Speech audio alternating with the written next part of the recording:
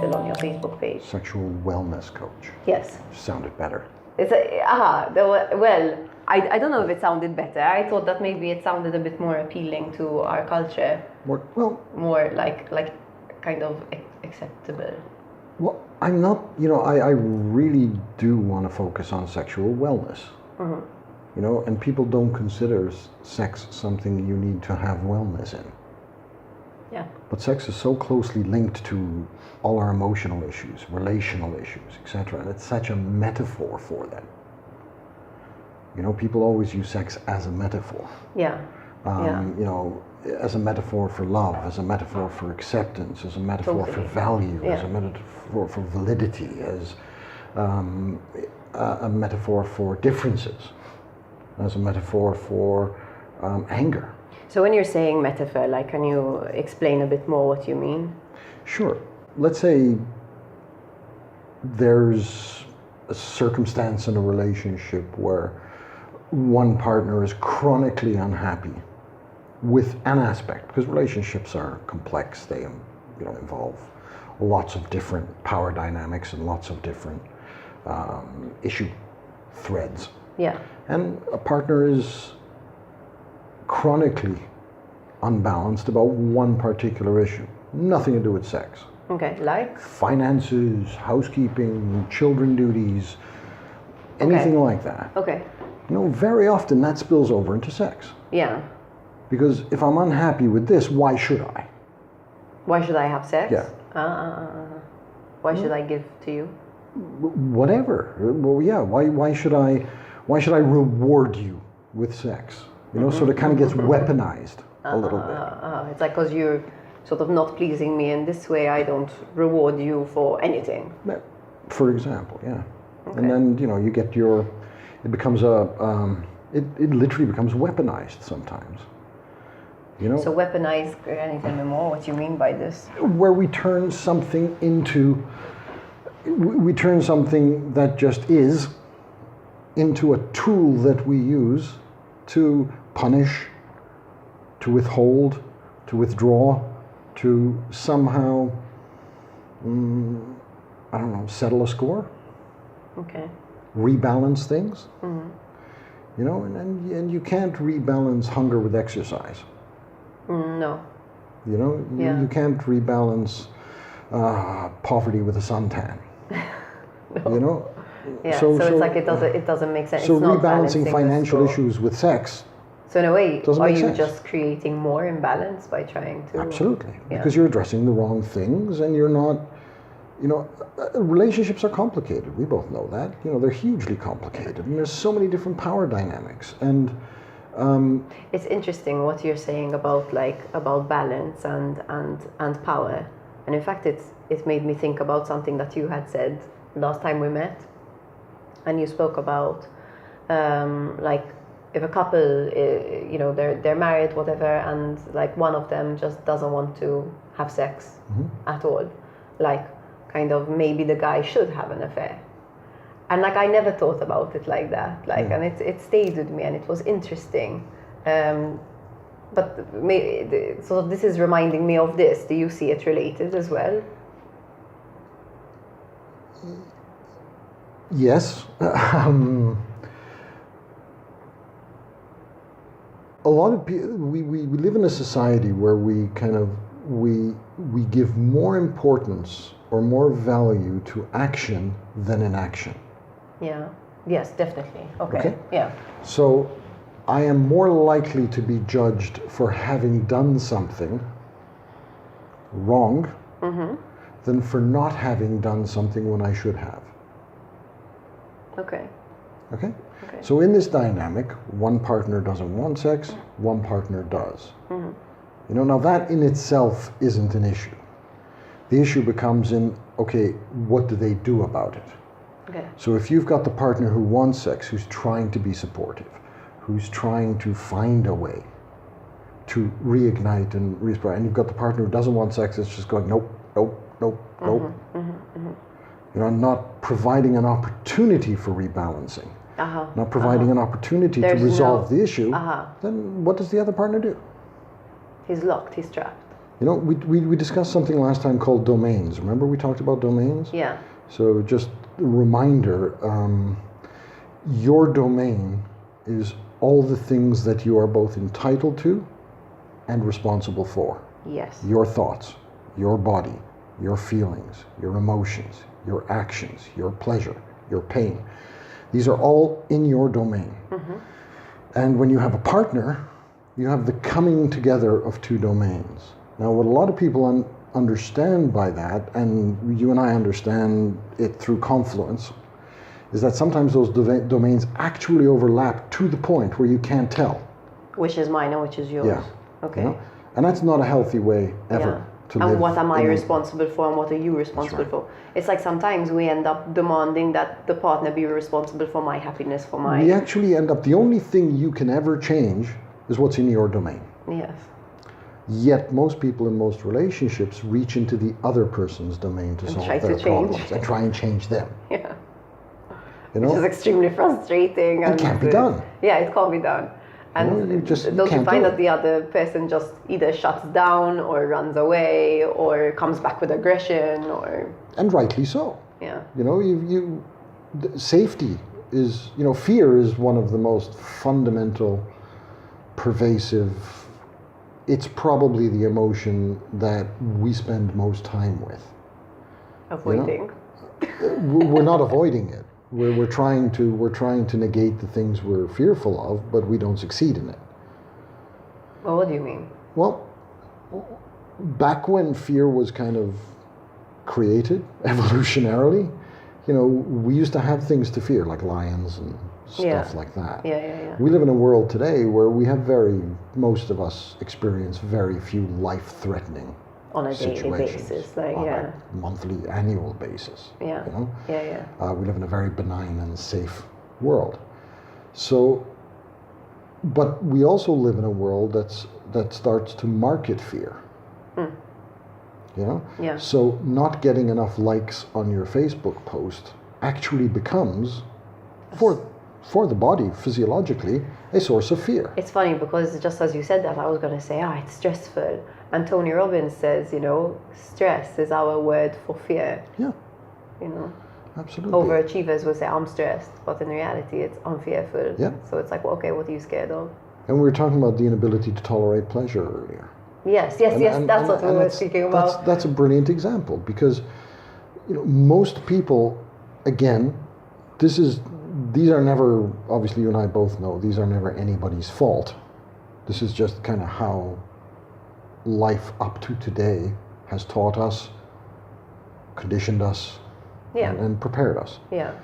But while most people seek pleasure, there's still a strong bit of societal conditioning that says it's not right. Yeah. You know, you are not right. The seeking of, participating in, enjoying and indulging. It's actually, we use the word indulging in pleasure. Yeah, even on a really like small level, like taking breaks during the day. Yeah. Or a friend of mine wrote a post for A Life I Choose, and he, Will Privitera, and he wrote about youth, how we sort of, it's like youth lasts until a certain point and then you lose it and you're supposed to like grow up and be like in work mode and in production mode or whatever, like it's like we forget how to have fun. We sanctify pain and suffering as a society, and this is a pervasive message. You see it in every story, book, news story, movie, TV show, everything you ever see sanctifies pain and suffering. The heroes always suffer. Yeah. You know, the people we look up to always suffer, and we look up to them because they suffer. So this message... we're sort of taught that we're alive to suffer, no? By certain aspects of society and religion, yes. Yeah. You know, and while we sanctify pain and suffering, we vilify pleasure and abundance. Because they become polarized. Because, for whatever reason, pleasure and abundance are considered sinful, selfish, greedy. You know, these are all the things people would associate with pleasure. You know, I was doing some reading up on hedonism. Yeah. The other day, hedonism as it actually began to become defined as a philosophy by the ancient Greeks. And the hedonistic philosophy says that the value in life is pleasure. Okay. Okay, and they actually talk about net pleasure. Net pleasure. A life well lived is a life in which pleasure minus pain is still positive. Wow. Okay. So you have net positive pleasure. Yeah. A day well spent is a day in which the pleasure outweighs the pain. How cool. In fact, apparently, you know Jordan Peterson? Yeah. Apparently, Jordan Peterson does this thing where, like, when you plan your day, I don't know exactly, I heard through someone else, so I could be wrong, but when you plan your day, you have, like, you plan pleasure first. You plan what you want to enjoy in that day, and then you plan work around it. It says a lot that we have to plan for pleasure. Because as living organisms, we are inherently and intrinsically wired to seek pleasure.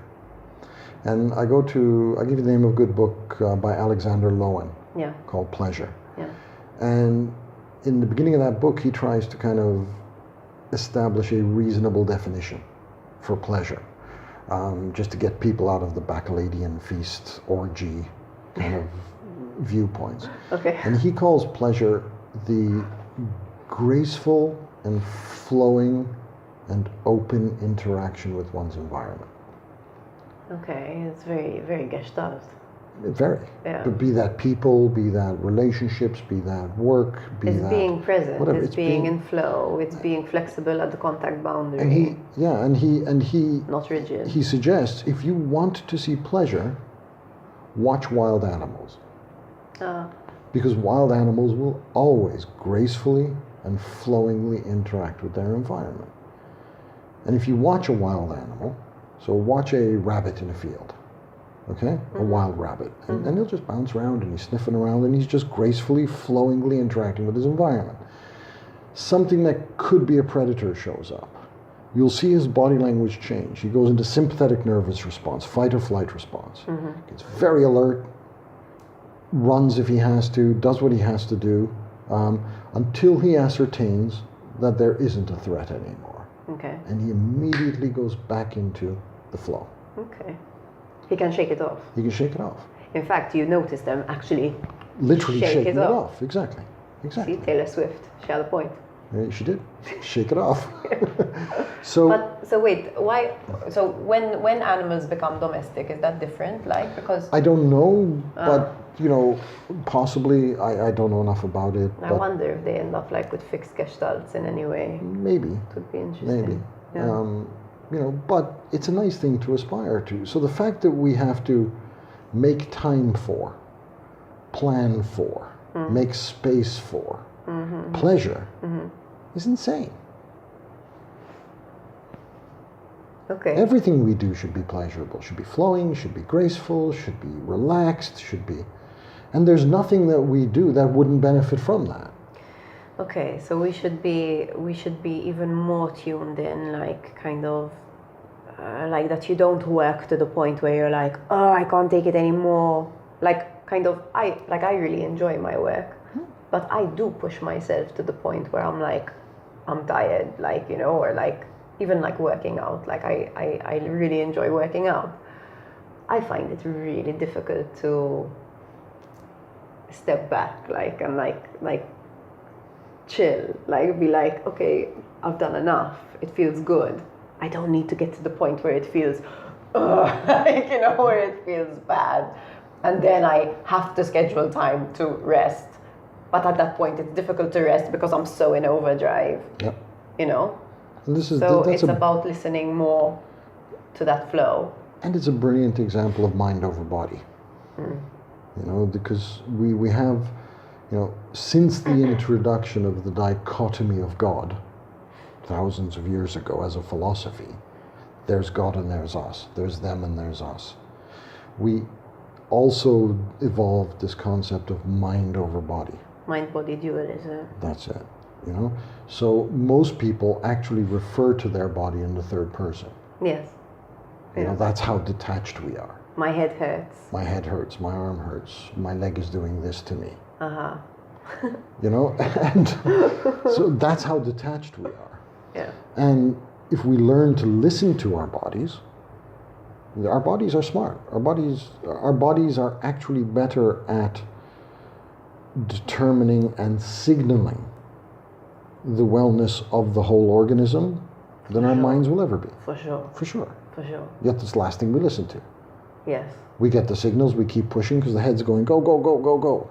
I think even the fact that the heart develops before the brain does, I think that's a huge, like, hello, like, this is the center, this is the core, not the brain. Yeah. It's like the brain is like our planning and seeing for fear and like... It's not even. I think, to me, emotions are a bodily function. Totally. Not I mean, a you mental feel one. them You feel physically. them. Exactly. And you feel them before your brain recognizes you. Exactly. So, you know, your emotions hit your amygdala first. Yeah. That's, you know, the oldest part of your brain. So it kind of gets there just that thousandth, millionth of a second before it actually gets to the cognitive function that's then recognizing it, interpreting it, and deciding on the behaviors as a result of it. Yeah. So listening to our body is, you know, as an organism, every cell in your body, every synapse in your body has one mission throughout your entire life, from birth to death, and that's to ensure your survival. Yes. Cells regenerate all the time, and your body regenerates, and the chemistry in your body adjusts, and this is just to ensure survival, balanced, homeostasis. You know? So your body will always try and come back into balance. Now, we live in a world now where our mind has its own concept of what balance is. And it fights all the time. Your body and your mind are fighting all the time, like you explained. Yeah, and how does that happen? So how would you describe, like, for you, how does the mind come up with its own model that is so against what the body... Good question, but I'm not precisely sure, but I think we value cognitive function first. Yes. We just live in that world. Yeah. I think we were even taught, like, well, way back, like, I'm thinking about, like, Descartes and people, I think, therefore I am. Like, so it's like, there was no real sort of, I'm physical, therefore I am. Like, I feel, you know, therefore I am. Yeah, it's like, I think, and like, you can get really messed up if you just stay in thought land all the time. I mean, you know, I remember a good story, and I think this comes from Alexander Lowen, the book on pleasure, and he talks about evolution. Mm-hmm. So he talks about, you know, back when we were monkeys, that's how the story starts. Mm-hmm. You know, we were on a physical par with our environment. Mm-hmm. We had the physical attributes to defend ourselves and protect ourselves amongst our peers, amongst the other species around, and within the challenges of our environment. Okay. We could climb trees, we could do this, we could throw rocks at each other, and kind of whatever we needed to survive, we had, and it was on par with our environment. Okay.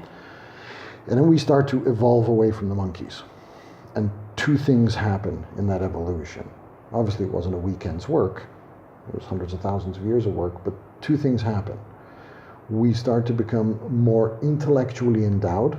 Mm-hmm. So we have better cognitive function, better reasoning function. Yeah. And we start to lose our physical endowment relative to our environment. But was this around the same time that the brain just, like, I don't know, tripled in size or something? I believe so, yeah. When we started cooking meat? Well, here's what, so we became cognitively, intellectually better endowed, but we lost a lot of our physical prowess. And so we lost the ability to be physically on par with our environment. Like hunting. So we needed to start to use our brains more to try and figure out how to outsmart our environment. Okay. And we got good at it. Yeah.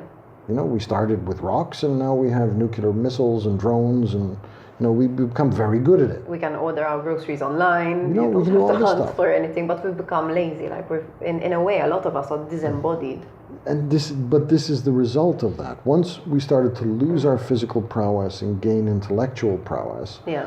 we started to value that intellectual prowess Over much the physical. more over the physical. Yeah. And you know, on a trajectory of hundreds of thousands of years, we get to where we are now, where we don't even listen to our bodies anymore, Yeah. Yeah. let in alone fact, know how to use them. I mean, it's like in therapy when somebody, you know, is having an emotional experience and they're like super pissed off at themselves for having this emotional experience, and they're like, they start to rationalize it and why they should have it and why they shouldn't, and it's like, shouldn't, you're having it. Like Exactly. this is the wisdom of your body. This, And in if a you, way, the wisdom of your soul. Like, Yeah. so listen. and if you have it properly, you can complete that stress cycle, get it over, and get on with your life. Yeah. Like Whereas grieving. if you kind of want to fight it, you know, it'll fight you as long as you fight it. Yeah. Kind of. Yeah. You know, you've got this internal battle and dichotomy going on, and why? Yeah. But this is how, you know, this is the world, this is how the world teaches us we're valuable. You know, we're valuable when we overcome these conflicts. And by overcome these conflicts, it means logic and intellect overcome feeling and desire. Yes. So if we were to go back where we started, where we were talking about balance within relationship, yeah. I don't know if the question is too vague, but it's like, how do you see this playing out in relationships? Like you work with a lot of couples, no? Yeah. So do you see this sort of disembodiedness impact Absolutely. And their dynamics and their overall happiness? well, you also work with couples and you work with individuals. And Yeah. if you ask, you know, if you've got a couple and they're in a space where they're constantly arguing and constantly, and you just do a little exercise and sit them down and go, what would you like right now? Something that your partner who's sitting right next to you can do for you right now for 15 seconds that would nourish you in some way. A foot massage. But that's not what people say. They say, I'd like them to stop doing that thing that they always do. So they go back into the domain, Back like into the- change yeah. it, like when it, okay, so the question that you're asking is, how can you ask for what you need and How can you nourish your domain? Feel what you need yes, to because nourish you have your to feel domain, it to be able to. then to ask for it. Yes. You know, and some people who are a little more connected will go, you know, I need a hug. I'd like a hug. Yeah. You know, but so many people go, I want him to stop leaving his socks on the floor. I want her to have more sex with me, or I want whatever it is. Yeah. So there's, you know, a huge disconnection. And do you find that usually when people sort of tune in and they ask for what they need, like that small thing, that then the partner is usually more responsive, like, you know, because it's like, it's no longer a fight like, because you never do housework, you know, and I do everything, and, you know, what the fuck are you doing?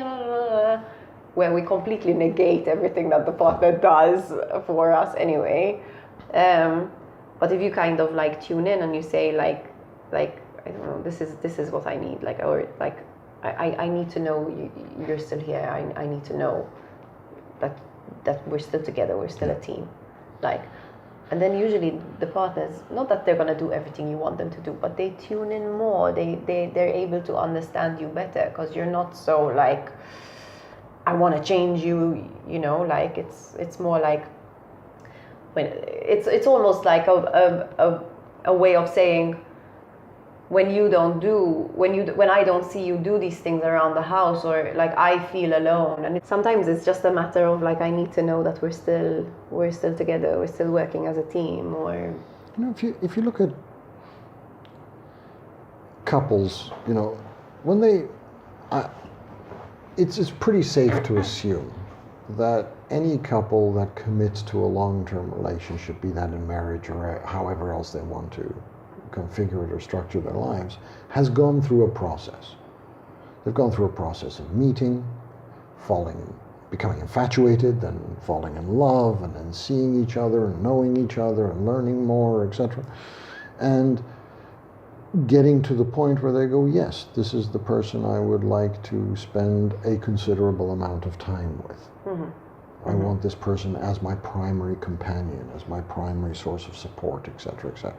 Sure. I very much avoid the forever and ever terminology.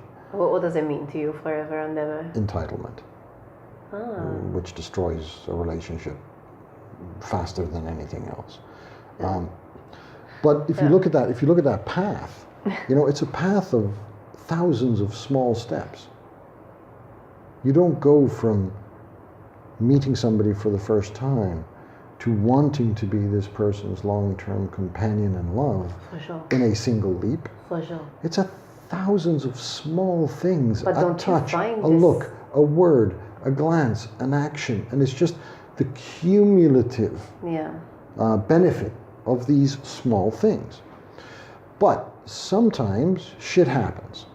And 10 years later, 15 years later, you have a couple who are constantly arguing and bickering, etc., etc.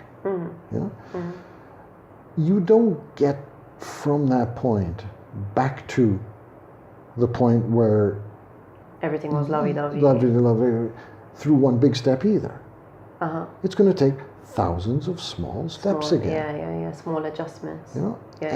But people struggle to accept the small steps because they want.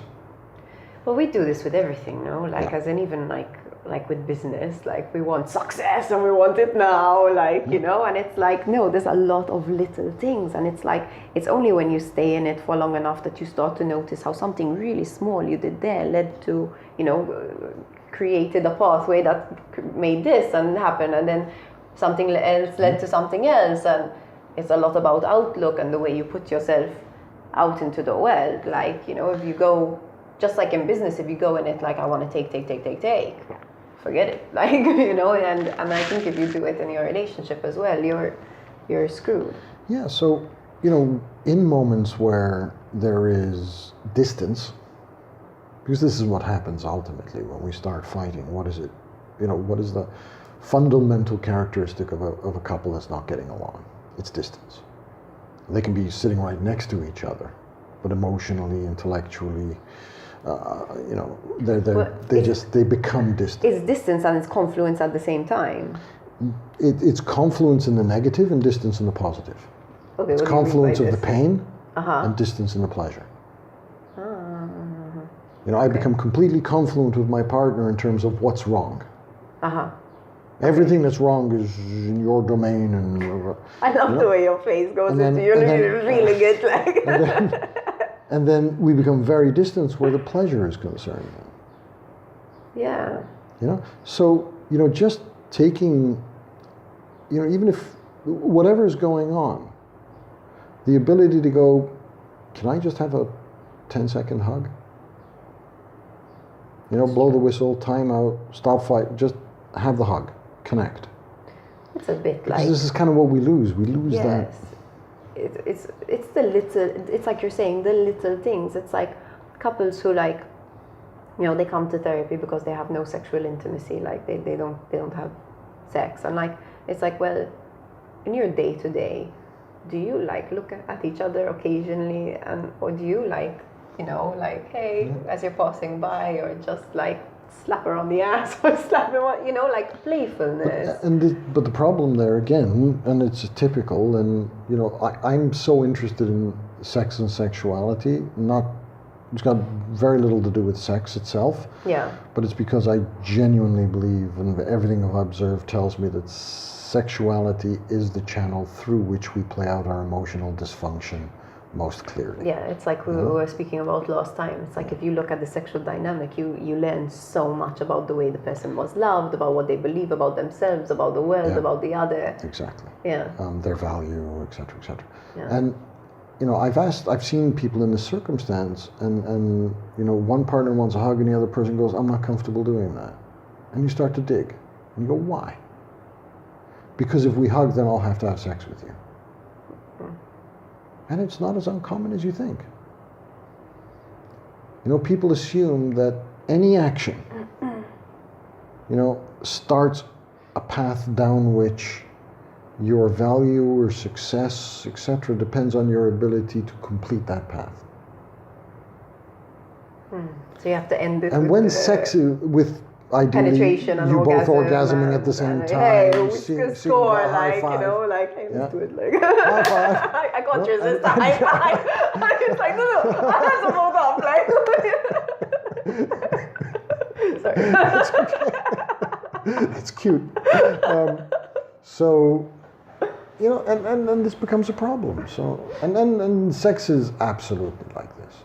Everybody, you know, if I start it, I have to finish it. But it's interesting how, like, people forget that, like, I mean, like, teenagers, they're not, like, having full-blown penetration all the time. They're, like, having so much fun just exploring each other's bodies, you know? Maybe... I don't know that is true. Well... but you're right. Sure, you're right. I'm not saying, like, I've studied this or whatever, I don't know if that's true today. Yeah. Because most teenagers, by the time they get there, have watched enough porn to know how they should do it. Exactly, you're right. But I'm thinking back. Back in the old days. So we got our porn out of magazines. Yeah, but you know, you had to actually use your imagination. That's it. All you had was still pictures. That doesn't tell you much. Well, like sexuality is like it's a lot about imagination. It's a lot about play, and it doesn't have to.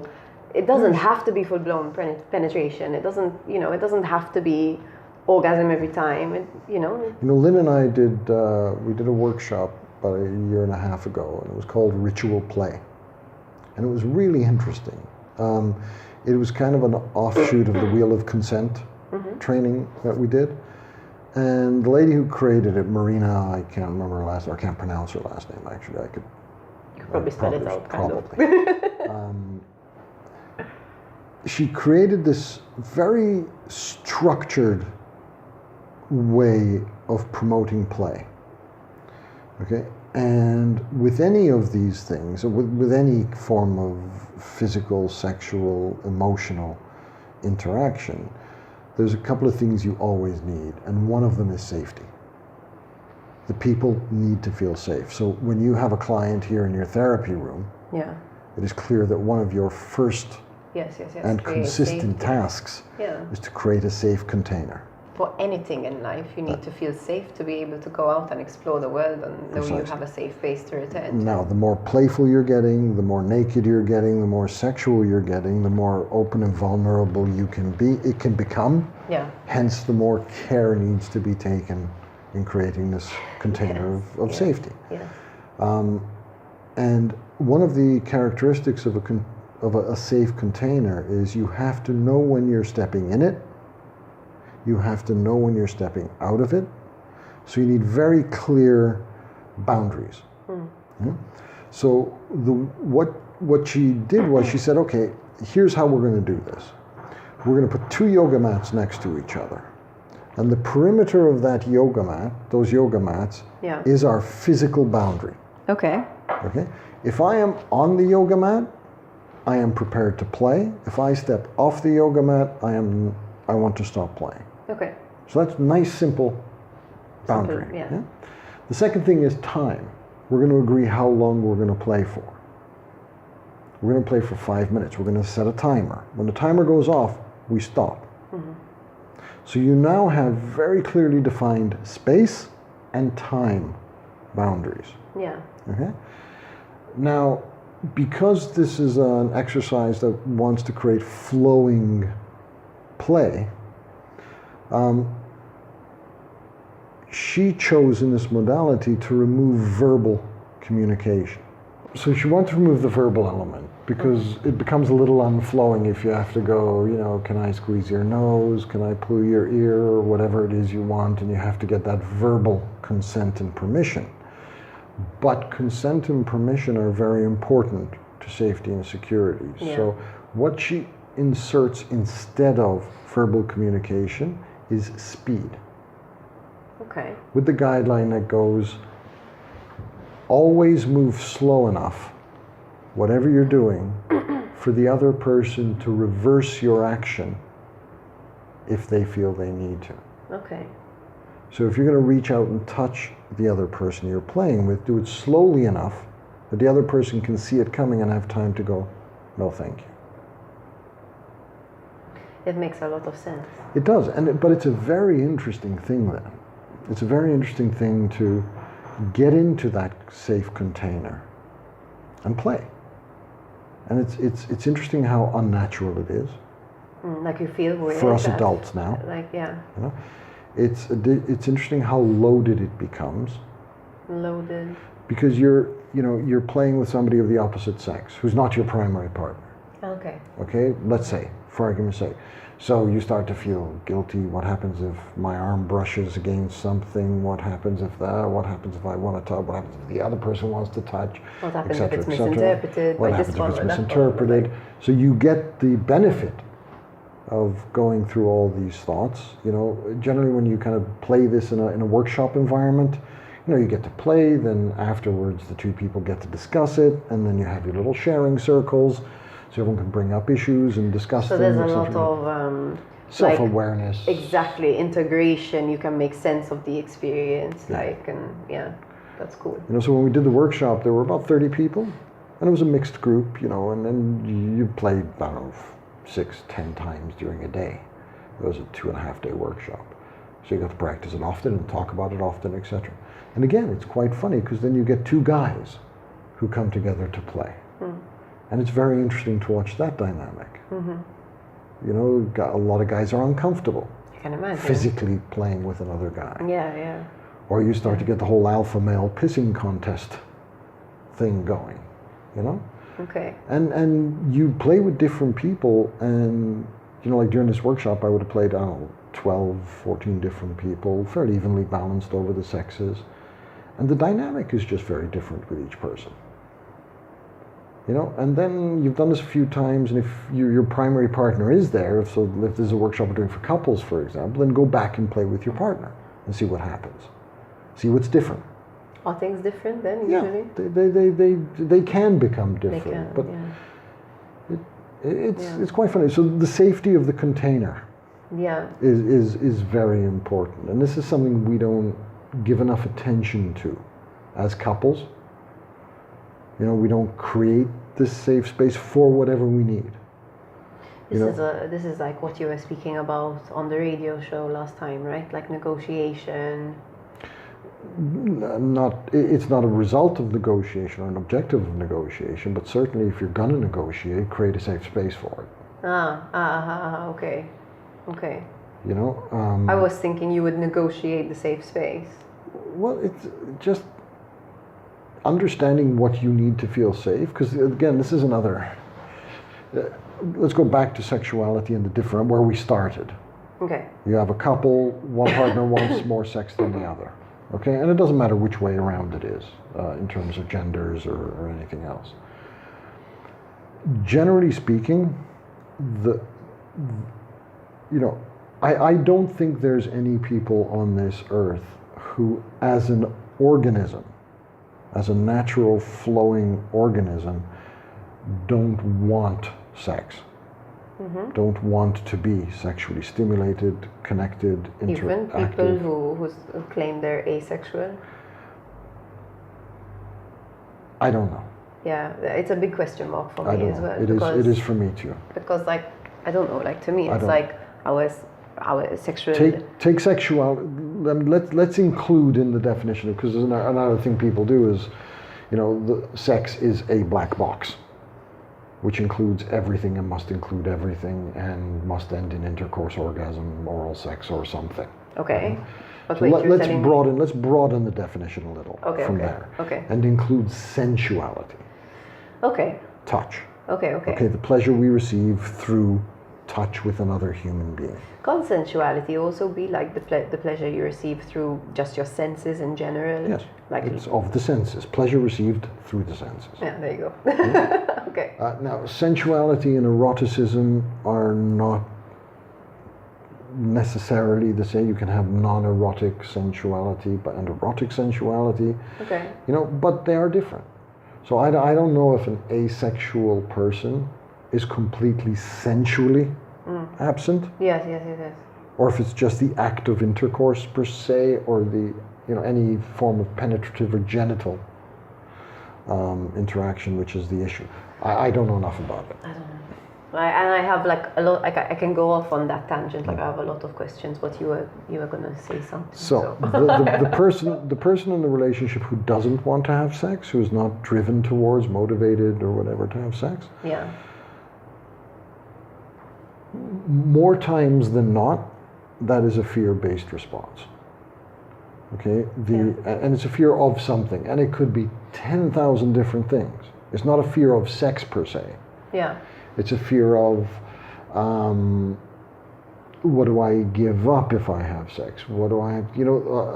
Sometimes it is a fear of the sex itself, because sometimes there's so little communication that the sex is actually bad for that partner. It hurts. Sometimes it can be it's a painful. fear of it's dissatisfying. It's like invasion, suffocation. Sometimes Exactly. it can be a fear of like, if you see me, you won't really like me, and which is it would be an interesting thing if that was still there after a 10-year relationship. But yes, absolutely. I think in a lot of cases it's still there after 10 years. Like. But whatever the reasons are, they're largely fear-based. And the way the other partner who wants more sex is going to end up behaving after enough time of this, because when this first starts to occur, the other partner may be the most supportive, empathetic, wonderfully supportive person on earth. Yeah. But given enough time, they're neglecting their that partner is going to start becoming fundamentally frustrated, and they have to. Yeah. There's no other. Especially with the constraints of monogamy, it's not like he can go and like. Precisely. Because it's not like generally the partner who doesn't want sex is going, listen, I don't really feel like it. Do me a favor, go out and find a fuck buddy. Yeah, exactly. It doesn't really happen. Kind of get off my case. There are so many. I mean, even flirting with someone else is kind of like. I saw you flirting with somebody else. Like kind of, it can be a bit. So I don't want to have it with you, but I don't want anybody else to either. And that's asking an awful lot. Yeah. Of a person. That's entrapment. But then, yes. No, I don't know. Am I being extreme? It's kind of entrapment. Like it kind of is, yeah. But what this other partner who then wants sex is going to start to do is he's going to start to attack a little. Okay. Passive aggressively usually. So he's going to start to say things. Going to start to insinuate that if this keeps on, he's going to have to do something about it. He's going to have to do something about it, etc. And all that is doing, and it's kind of the only thing this person has. This person, at that point in time, has a couple of choices. They can leave. They can say, you know what, that's the way you are, fine. Get on with your life. I'm going to go find myself a relationship that has sex in it. Yeah. Or they're just going to keep knocking at that door and wondering, and every time they knock on that door, if this person isn't somehow supported, that fear is going to get stronger. So the thing that's blocking the desire initially is just growing and growing and growing. It's like, snow piling up outside the door. Yeah. So it gets harder and harder to open that door. Yeah. And this is kind of where people get stuck, and this is where people need help. Because once you're there, it's very difficult to find your own way out of it. And I think a lot of the time people don't want to leave completely because the relationship has a lot of other aspects, and it's like you have to start all over again, and it's a total shift in identity, and it's I was having a conversation with Lynn the other day, and I was saying, infidelity, what's your concept of the stats, the statistics on infidelity? What do you mean? 10-year relationships, what would your guess be as to how many of them are touched by infidelity in some way, shape, or form? I don't know. My guess would be it's got to be 50%-ish. That's my guess, but I really don't know. I think the actual stat, they vary from country to country, and it depends on the cohort you're measuring. I think the actual stat sits somewhere between upper 30s and lower 40s. But if that's based on surveys, yeah, how many people are going to be like, that's not going to be completely reflective either. Yeah. And honestly, my just scientific wild ass guess is, it's probably around 50%. It's got to be somewhere around half. And if half the relationships are impacted by infidelity, infidelity is probably the single biggest fear in relationships. It's probably the single biggest automatic trigger of ending a relationship. The fast death, not the slow death. Yeah, you cheat on me, like we're over. Wouldn't it be infinitely more logical for moments of partial inclusions of consensual non-monogamy to be standard? Like we said the other day, it doesn't matter whatever these partners need and can tolerate. If one partner just doesn't want to have sex, that's where they are. Whether that's good for them, bad for them, right for them, wrong for them, whatever it is. But this person is in a place, and it's a multi-year place, where they just aren't interested. Yeah. Doesn't it make more sense to say to that partner, go out and fuck a hooker once a month? Yeah. Why? So you don't have to bring that frustration back. And while it's just sex that we're disagreeing with, it's actually impacting everything. Yeah. How we raise the kids, how we talk, how we communicate, how we... But that person has to have a certain level of, like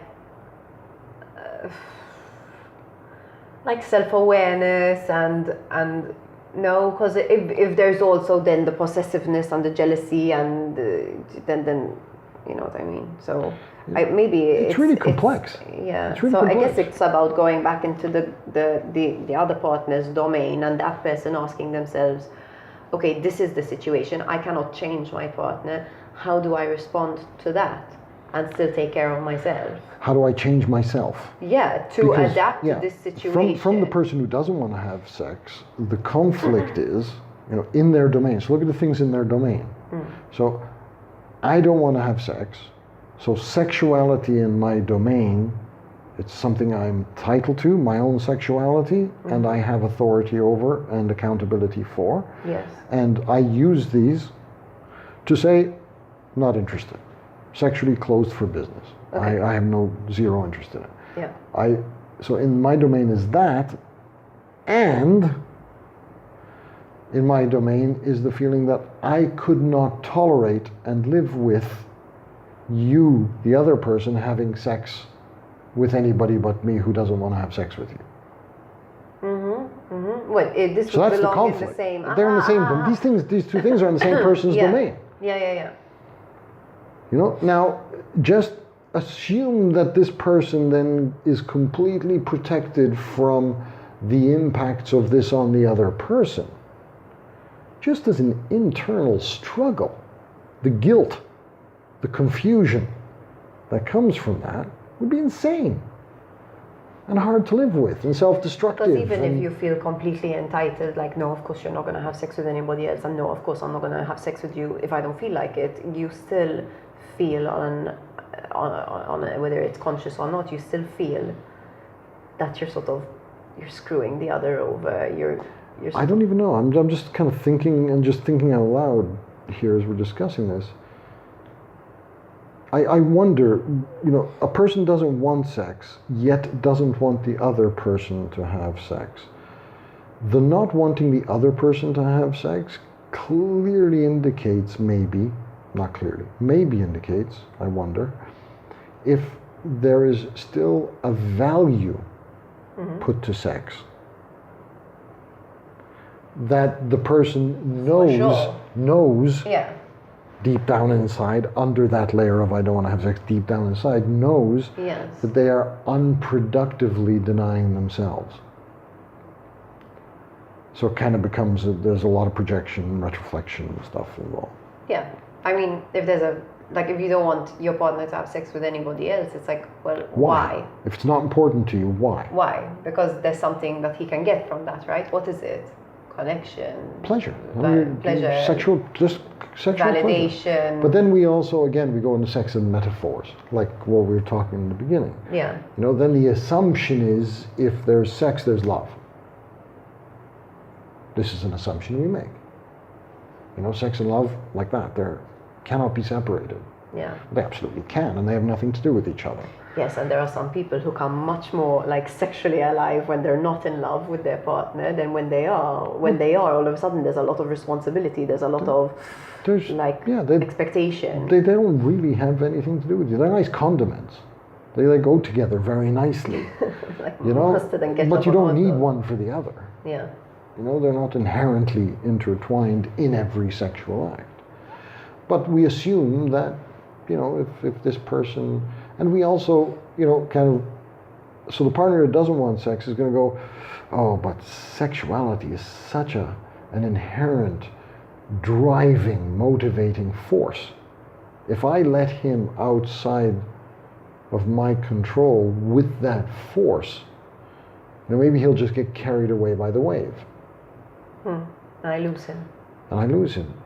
But if you're acknowledging in that concern that it is such a huge force, how is it that you are not affected by that huge force?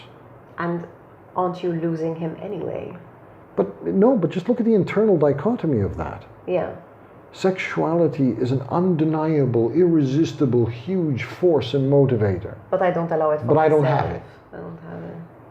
You know, so the internal conflict there is automatically, well, I'm broken. And if I let the other person, find someone, unless I break the other person to match my broken, and I let them out, they might find someone who's not broken, they will suddenly discover that I'm broken. Like it's not obvious already. Yeah. You know? So what's sad is that the perception is that I'm broken and there's nothing I can do about it. That's it. Because there's always something you can do about it. That's right. And these are very hard things to work your own way out of. You know? Yes. Because you're only seeing your perception. Like, and you can only know what you know. Exactly. And this world doesn't talk about sex in very productive ways. There's not a lot of good information out there. You know, so people rightly, you know, you can know there's something wrong and there's nowhere to reach for good information. You read all these articles on the internet and they'll all take, you know, it's all quite sensationalist. The 3 things you need to do, the 5 things you need to do. And it's not that there isn't validity in what's being said, but, you know, wellness is always a balance between your emotional self, your intellectual self, your physical self, your sexual self, your spiritual self. You've got those pillars, and if one of the pillars is that much lower than the other, you're always going to fall over. Yeah. You're always just, you know. Yeah. And people who try and... It's a bit like the wheel exercise, you know, when you look at different aspects of your life and you like color out how you're doing, for example, relationships-wise, financially, sexually, physically, like body and stuff, and you find like one will be down there, and then you think of a wheel turning, and it can't move. Can't move, yeah. So, but it's fascinating how unkind we are to ourselves, and how we are expected to be unkind to ourselves. You know, to go back to pleasure in the beginning. What do you mean by this? Life expects us to suffer. We are valued if we suffer. You know, and really easy, simplest exercise, you know. People you meet in the street. So you're walking down the street, you randomly bump into a friend you haven't seen for a week. The conversation is likely to be, casual, gentle conversation is likely to be about things that have gone wrong. Yeah. Or how busy are you? How I don't have enough time. It's going to be about scarcity, pain. Yeah. You know, scarcity and pain generally. I don't have enough time, I don't have enough money, I didn't have the kids did this, I did that, I traffic, blah, blah, blah, blah. Yeah. You never meet anybody. This is something that I learned to change recently. I started following this The Science of People on YouTube. I don't know if you've heard of them. No, I haven't. So basically, the head researcher is Vanessa Van Edwards, and she does this thing where you're like, you meet people, and it's basically for like, if you identify as a socially awkward person, which I did for many, many years of my life, like, so I started watching her to kind of learn how to become more comfortable with social interaction, kind of thing. And like she would say that, like, kind of most of the time people will go, how are you? Which is fine, it's like a good sort of introduction. But then a lot of people will go into like, been busy lately, you know, and then they start searching for, okay, how have I been busy? And they'll go, oh yes, because, you know, the kids and the work and this and it's like the conversation has this like feeling. So she suggested you ask people, what's the most exciting thing happening with you lately? And so I started testing it. How's it going? Like, and at first you feel like a real idiot, like, you know, so what's the most exciting thing? But you have to wait a bit, because people will go, but then they come back with something, you know, like, oh, I'm moving house, or I'm going on vacation, or oh my God, we have this project and it's so much fun, like, you know, and the energy lifts. Yeah. You know? It's cool. Yeah, and you have a pleasurable interaction, and then they associate you with pleasure. There you go. Bam. Bam. You know, because you never ask somebody, how are you? And the answer is, I'm fantastic. Woke up nice and leisurely this morning, had a nice cup of coffee, then I went to my bedroom, masturbated for 45 minutes. Oh my God! Amazing orgasm. You know, just chilled out in the bliss of that for 30 minutes, then got up, had a shower, got dressed, and I'm just out walking in the sunshine, having a coffee. How are you? You know, that's, but don't nobody you does find that. that even like if your life is going super well and you tell people like, oh, I'm really loving my work and like things are really good, and even if you do, you look at the good in life. Okay, they'll be bad, but you make it a point to look at the good. Like sometimes like you can feel like, I don't want to make it seem like everything's too good, because I don't want people to dislike me. This is what we were talking about earlier, the sanctification of suffering, But it bonds scarcity, us. We bond and the through. vilification of abundance and pleasure. Yeah. You know, you never hear a hero story about somebody who has everything they need and I know, and in fact, it's indulges like, in pleasure. And I don't know how it is with guys, but like even like when you hang out in like a girls group kind of thing, and they'll be like, someone will go like, oh, did you see what she was wearing? I mean, that dress was so expensive. Was it necessary? Like, I mean, good for her, man. She can afford an expensive dress. That's awesome. Like, good for her. She looked awesome. She looked amazing, you know? Like, but there's this sort of like, we bond, like you're saying, we bond through suffering and scarcity, and we vilify the sort of the abundance. And it's pervasive. It's so pervasive we don't even know it's there. But most conversations you have will reflect that, and most most internal dialogue you have reflects that. I haven't done enough. I don't have enough time. I'm not good enough. I don't have enough money. Don't have enough money. Don't have enough whatever. We don't have enough sex. Yeah. And then the problem is with sex, it then becomes a goal. To have it. To have enough of it, to have it for long enough, to have it good enough, well enough, you know, the correct amount of genital excellence and athleticism, etc., you know? And we don't end up actually feeling what we're doing. We end up feeling about what we're doing. This was the primary and secondary, what we were speaking about last week. And there's a huge difference. So we have to start wrapping up soon, but do you want to explain what primary and secondary is? Primary pleasure is the pleasure you actually feel through your nervous system. The sensuality, like it's actually being embodied in the sensuality. So when anything, your skin's loaded with millions and millions of nerve cells, and whenever there's touch, the nerves send a signal up to the pain and pleasure center in your amygdala, oldest part of your body. That lights up and goes, yay, pleasure. Your brain then sees that and goes, yay, pleasure. Let's get more of it. Let's whatever. I like that. Okay? Mm-hmm. And so that's primary pleasure. Secondary pleasure is the is the pleasure we get from seeing what we're doing. Yeah. Mm-hmm. So when you reach out and touch someone, you can feel the pleasure of that touch, your hand on the other person's hand or body. Or you can see that you're touching them and take pleasure from that. Mm-hmm. And they're two entirely different things. Mm-hmm. Mm-hmm. The pleasure that counts, both matter. Both are important, we do both. But the pleasure that really matters to our well-being is the primary pleasure. But and if you look at babies, they're in it's primary right there. pleasure. They're totally in primary pleasure. So, but does this relate a bit to the mind-body dualism? It's a bit like, yep. Yeah. One is body, one is mind. Yes.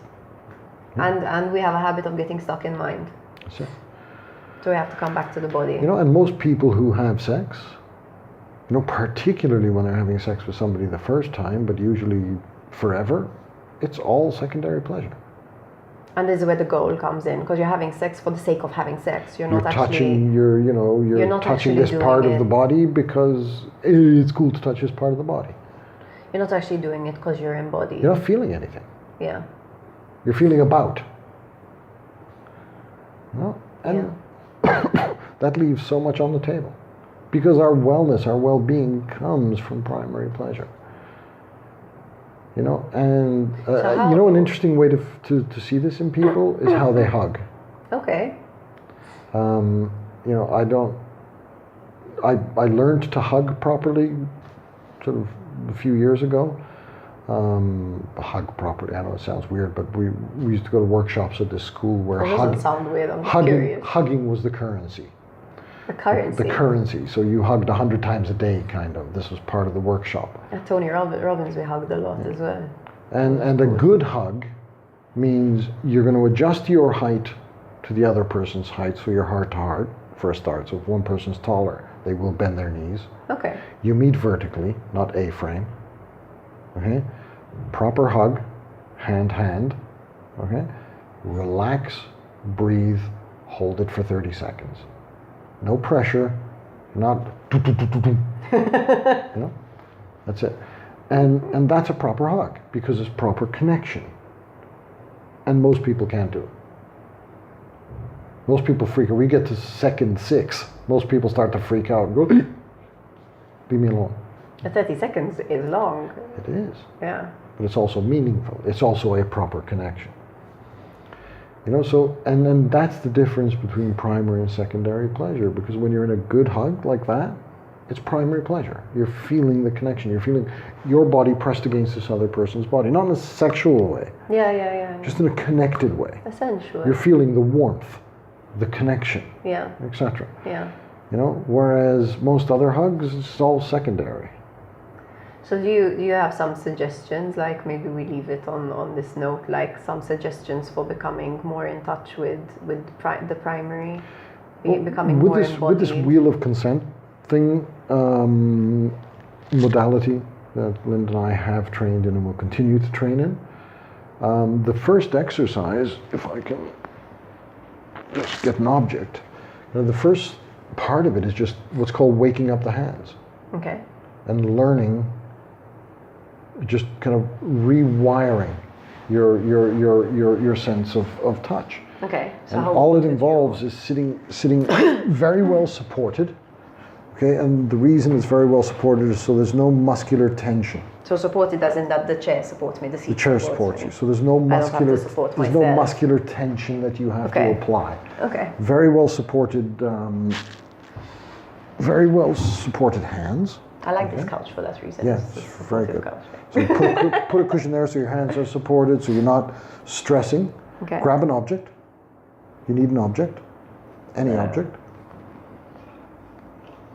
Okay. And just very, very slowly play with that.